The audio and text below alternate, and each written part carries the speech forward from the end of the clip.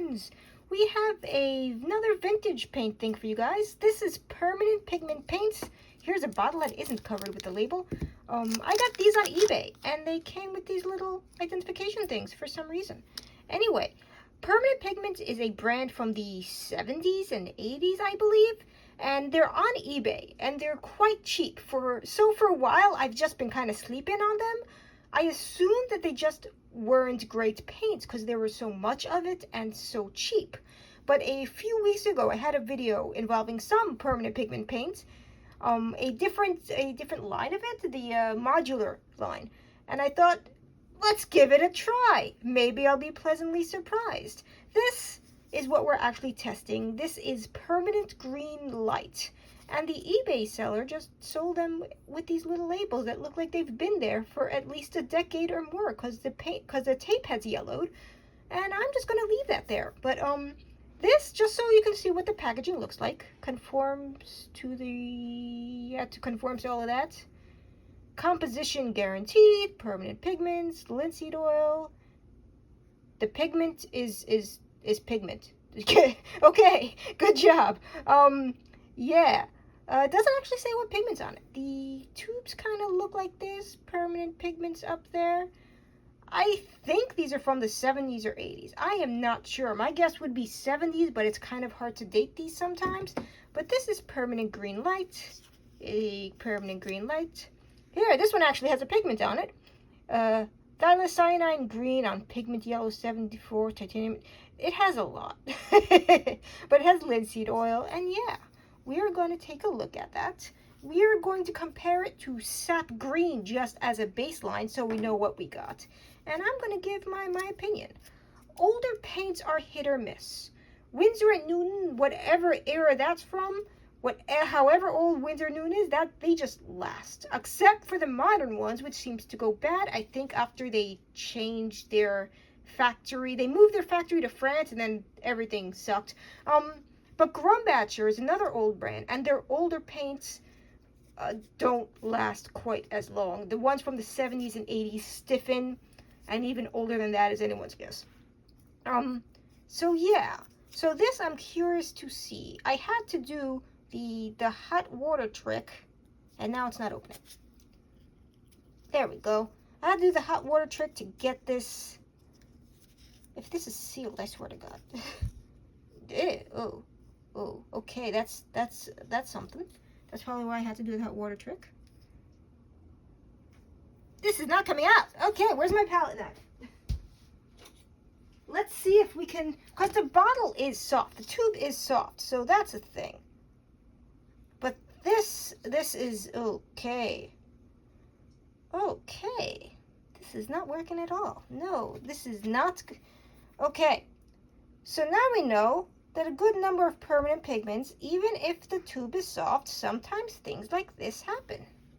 Where it's not going to. It is not going to. Let's see how deep we can get this out.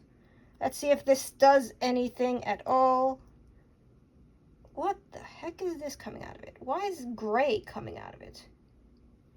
The camera's not going to focus, but there's like some gray stuff in there too.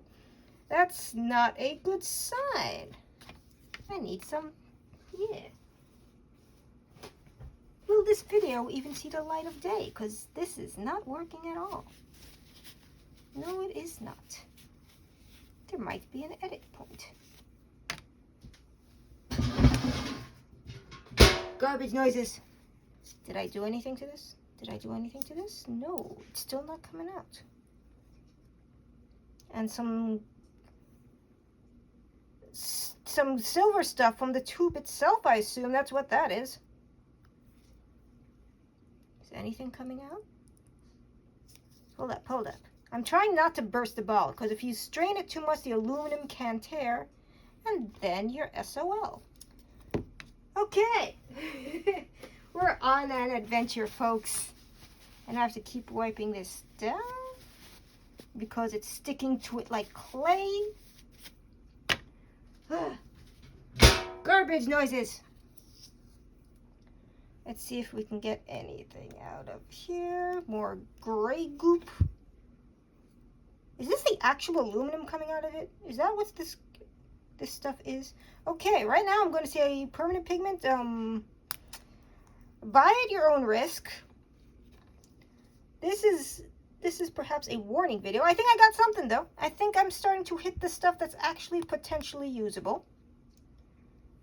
But we actually have to remove a lot of stuff in the process. Hey, look at that. Something's coming out. Maybe, possibly.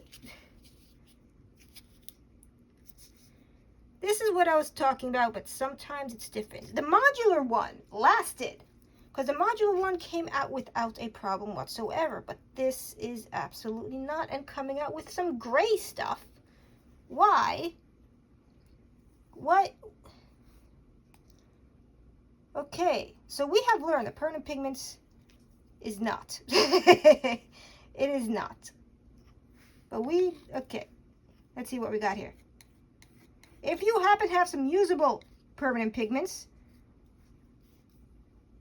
then possibly it is functional. Oh, hold on. Ooh, we got something. We got something. Hey, we got something. Okay, we are going to close that up. We are not going to look at that ever again. We're going to get a clean palette knife and we'll try this one more time 6 minutes later into this video. Okay, we have so far learned that permanent pigments are buy at your own risk, because maybe that's why they're so cheap. Garbage noises, because oftentimes they will not function as desired. We're going to just put another one of those. Going to mix with a little bit of Titan white. Good old Titan white. And we'll see what we get. Yeah. Eventually, I got to something semi-usable. But to get to that eventually is like using up a good solid portion of the tube. Oh boy. And it's still coming out like kind of like clay. That is not mixing. That is not going well at all. No. If nothing else, this is a PSA. This is a do not buy, because it is not, something fell down. It is not functioning as it should. Oh, garbage noises. But we're still going to look at it next to sap green.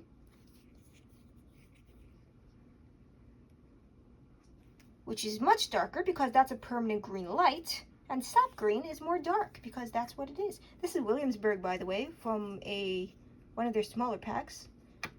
And the pigments are not the same. I understand this. That's not the point. We're using it as a baseline because most of the time I mix green. So I don't really have much in the way of comparable greens to work with. And also it took a million years just to get the permanent pigments out of the bottle, but now we know. I have not been sleeping on permanent pigments. It in fact is not worth. Sap green, classical sap green. I mean, if the permanent pigments functioned as intended, it would have been, this permanent light green possibly would have been a nice comparable to emerald green. But you saw my struggles with this, folks. It's not transparent at all. Yeah, these are the pigments if you want to try to recreate this thing using not 40, 50-year-old, 60, when was the 70s? 50 years old. So, yeah, permanent pigments, I'm going to have to say no, and that's probably why it's so cheap as it is on eBay. Thank you for watching. This was a PSA. It didn't go as I had anticipated because the tubes were soft. There's the barking. Okay, goodbye, everybody. Goodbye. Why you gotta talk during my video, Popo? Yeah? Yeah.